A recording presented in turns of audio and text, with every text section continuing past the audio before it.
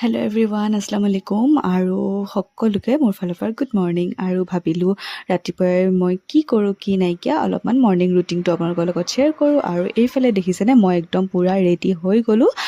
As usual খোপা বান্ধি ল'লোঁ আৰু ঘড়ী পিন্ধি ল'লোঁ। আৰু যিহেতু খোজকাঢ়িবলৈ যাম সেইটো কাৰণে স্মাৰ্ট ৱাটচটো পিন্ধাটো একদম জৰুৰী। কিমানখিনি ষ্টেপ কৰিলোঁ সেইটো জনাটোৰ প্ৰয়োজন হয় যিহেতু, সেইটো কাৰণে। আৰু এইফালে পানী খাই ল'লোঁ, খাই বৈ মেলি মই ওলাই গ'লোঁ খোজকাঢ়িবলৈ বুলি। আৰু এইফালে 4:29 হৈয়ে গ'ল। আৰু এই টাইমটোত বহুত বেছি ভাল লাগে, চৰাই মাত শুনি একদম ঠাণ্ডা পৰিব। আৰু এইফালে লাইট বন্ধ কৰিবই পাহৰিলোঁ। আৰু ওলাই আহি পেলাই দেখিছোঁ মাইনা বা ৰক্তিম ফিৰোজ গোটেইকেইটা আহি আছে।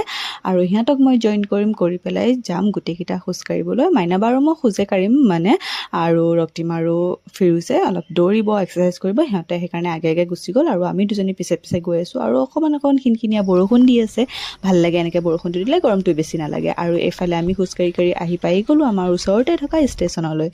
আৰু ষ্টেচনত গৈ পাওঁতে আমাৰ বাজি গ'ল 5:01।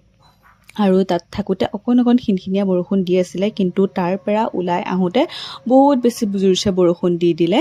একদম ভিজিয়ে গ'লোঁ। তেতিয়াও ৰখা নাইকিয়া, যদি ৰখি যাওঁ আকৌ দেৰি হৈ যাব, চামায়াৰ স্কুল আছে, মাইনাবাৰ দেৰি হৈ যাব, সেইটো কাৰণে নৰখিলোঁ। আৰু ফোনত গম পোৱা নাই, কিন্তু মোৰ চুলিখিনি দেখিছেগৈ আপোনালোকে, নিশ্চয় গম পাইছে যে কিমান জোৰছে বৰষুণ দিছিলে। আৰু এইফালে পটাপট আহি আছোঁ আমি খোজকাঢ়ি পেলাই। আৰু যে অলপ দূৰ দৌৰিলোঁ, অলপ দূৰ খোজকাঢ়িছোঁ, তেনেকৈ কৰি পেলাই আমি ষ্টেচনটো ওলাই আহিলোঁ। আহি পেলাই আমি চেণ্টাৰতে ৰখিছোঁ। চামচুনিমাৰ দোকানো খুলি ল'লে যিহেতু, সেইটো কাৰণে আমি ভাবিলোঁ অলপমান দোকানতে ৰখোঁ। আৰু এইফালে দোকানত ৰখি পেলাই গোটেইখিনি লেকচাৰ মৰাত বিজি। আৰু যেতিয়া বৰষুণটো কমিলে তাৰপিছত পটাপট আমি ঘৰ আহি গ'লোঁ।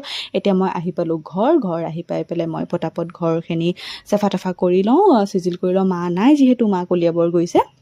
তো মই ঘৰত অকলে আছোঁ। অকলে আব্বা আছে, দাদী আছে আৰু আমি তিনিটা আছোঁ। ভাই আৰু মায়ে গৈছে কলিয়াবৰ। আৰু এইফালে মই কাম বনখিনি আজৰি কৰি মেলি এইফালে আব্বা আৰু দাদীৰ কাৰণে মই চাহ বনাই আছোঁ। আৰু আব্বাক এয়া দি দিছোঁ চেৱৈ, গাখীৰটো গৰম কৰি পেলাই অলপমান লগতে ড্ৰাই ফ্ৰুটছ দি দিছোঁ। দি পেলাই একদম চিম্পল কৰি পেলাই এনেকৈ কৰি আব্বাক মই চেৱৈটো খাবলৈ দিলোঁ। আৰু এইফালে দাদীৰ কাৰণে বনাই আছোঁ মই ৰুটিটো কেনেকৈ বনাইছোঁ জানেনে? এইফালে মই দাদীৰ কাৰণে চাহ লৈ গৈছোঁ, তাৰপিছত কৈ আছোঁ দেই কেনেকৈ বনাইছোঁ। এইফালে আপোনালোকে আটা বা ময়দা ল'ব, মই ময়দাই লৈ ল'লোঁ, আটা নাছিলে যিহেতু। আৰু এইফালে ময়দাটোত আপোনালোকে অকণমান চেনি দি দিব, যদি খাই ভাল পায় তেতিয়া। যদি নাখায় নিমখ অকণমান দিলে হ'ল বা একো নিদিলেও হৈ গ'ল।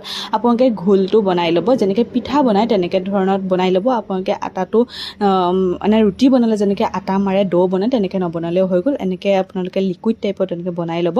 বনাই ল'লে ৰুটিটো বনাবলৈ বহুত বেছি সহজ হৈ যায়। আটা মাৰিবলৈ মন যোৱা নাছিলে যিহেতু, সেইটো কাৰণে মই এনেকৈ বনালোঁ। আৰু বহুত বেছি কোমল হয়। মই প্ৰায়ে দাদীক এনেকৈ বনাই পেলাই খাবলৈ দিওঁ, কি দাঁত নাথাকিলে খাবলৈ কাৰণে সুবিধা হয়। একদম ছফ্ট, একদম কোমল হয় খাবলৈ কাৰণে। আপোনালোকে চাগে নিশ্চয় খাইছে।